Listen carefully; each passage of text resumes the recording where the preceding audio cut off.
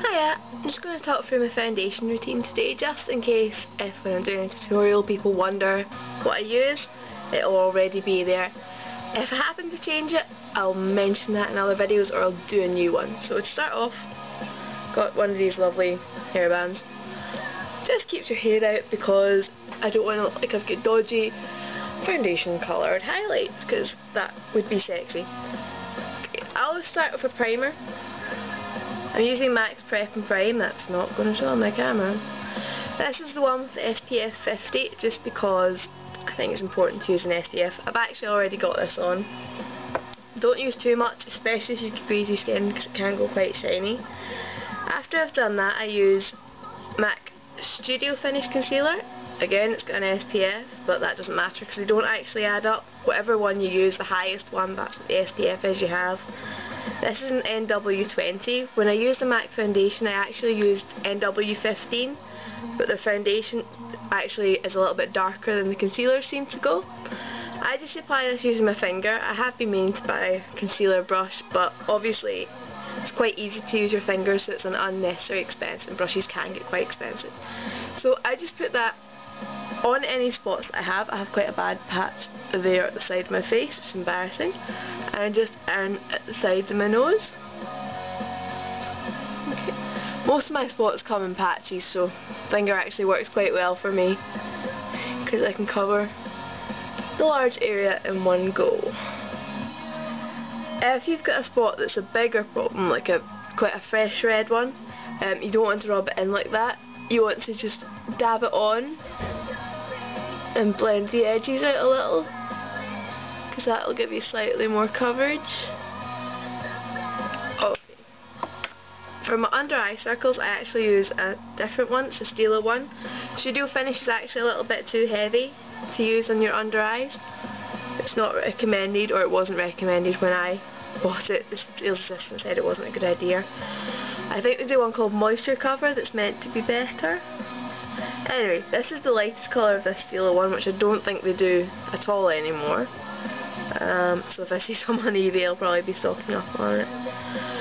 I look a bit funny when I've got the concealer on because I've got quite a bit of redness in my cheeks. See, I look a bit different coloured. Because my bags are quite bad under my eyes, my dark circles, I use a light reflecting concealer on top of that one. This is actually one by Pout, which you can't get in Britain anymore. They went bust. I'm pretty sure they still exist in America though. Just put that on quickly. When you're doing under eye concealer, the best thing is to focus on the line where it meets your skin. Because obviously if you cover it perfectly up here beside your eye and then leave underneath, you're going to have a bit purple stripe under your foundation, and that's not very believable. Just doing this very quick today. I'd actually concentrate on it a bit more and get it a bit perfect and build up the coverage more normally. But YouTube limits the amount of time your video can be. Okay, I used to use MAC foundation and my skin broke out really badly, so I had to go and find another foundation that was pale enough. I'm now using a Gosh foundation. It's exceptional wear in porcelain. It's actually very nice. It's a liquid foundation. I apply it using MAC 187. Very nice brush. I meant to clean it before I did this video, but I only cleaned it about 2 days ago, so it's not too bad. I just apply a couple of little drops across it. Okay.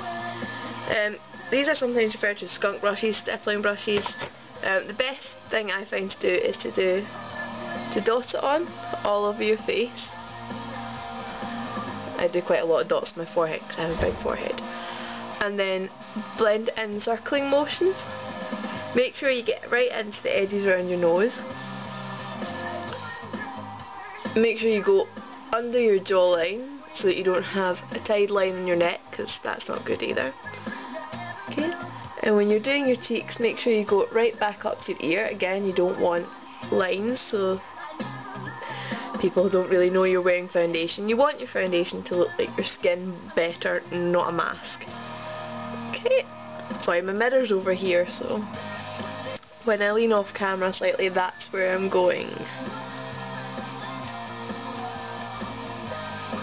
Okay, I make sure I get around my mouth because I get quite a lot of spots here. Well, not a lot, but enough that I want to cover them. Okay, that looks pretty good to me. Sorry about the dodgy lighting, I'm actually missing 3 light bulbs out my lights. Okay, once I do that I use my powder. At the moment I'm using another Stila one, it's a loose powder. I actually bought this because it was on sale. Okay. I pour it out on the back of my hand, just because it's not in an open jar. I'm using a Too Faced Kabuki brush, mine's is slightly broken just now. It's a very nice soft brush though, and it's got a cover on it, so you can carry it about with you no problem. If you don't like the matte skin look, obviously setting powder, you want to use slightly less than I'm using just now. Okay. But I have oily skin and I really like the matte look. Oh, okay.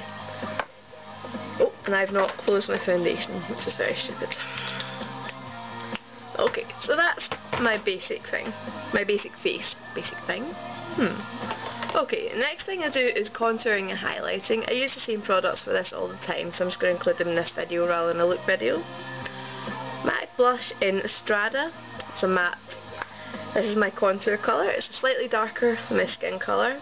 It's for doing shadows under your cheekbones, try and make your face look more chiseled. Obviously, because it's meant to be shadows, you don't want to use a shimmery product, so if you're going to use a bronzer, make sure it's one with no shimmers in it. I just use as light a stroke as possible. Sorry, this is the MAC 168 brush. It's that shape. It's like an angled fluffy brush. I used trace it under there. If you're not sure where the shadows should go, either go like that and see what goes in, or go like that and find where your cheekbone is and you just want to run it along underneath. It roughly starts at your ear and goes down.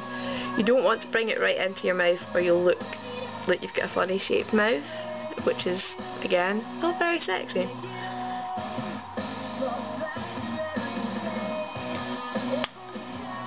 Okay, again, I'm trying not to run over time, so as a highlight colour I use a MAC cream colour base. This is Luna. It's a white frosty colour.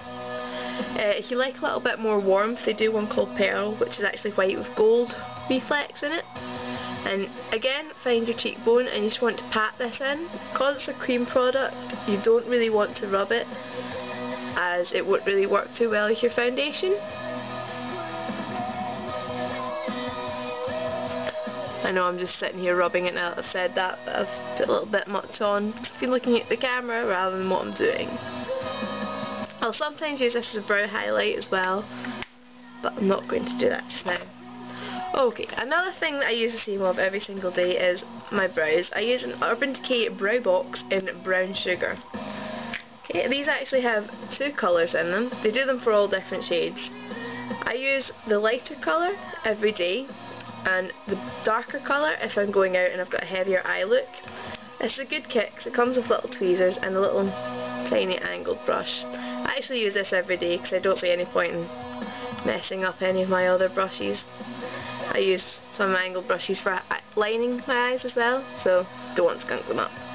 Anyway, just follow your natural eye shape using light strokes.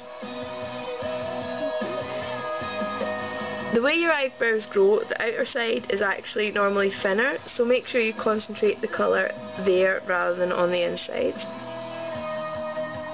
I just flick mine out slightly at the end because I like that nice sharp shape. I'm just going to do the other one a little bit quicker.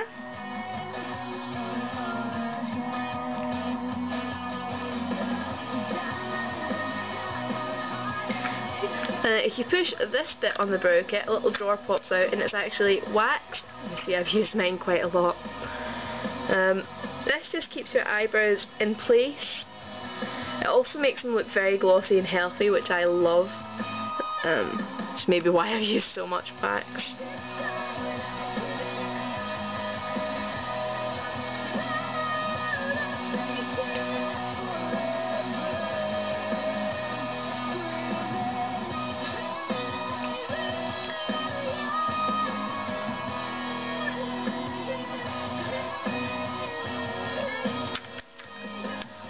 Okay, and that's everything that I use every day, and I'm just in time for YouTube's limits, so bye!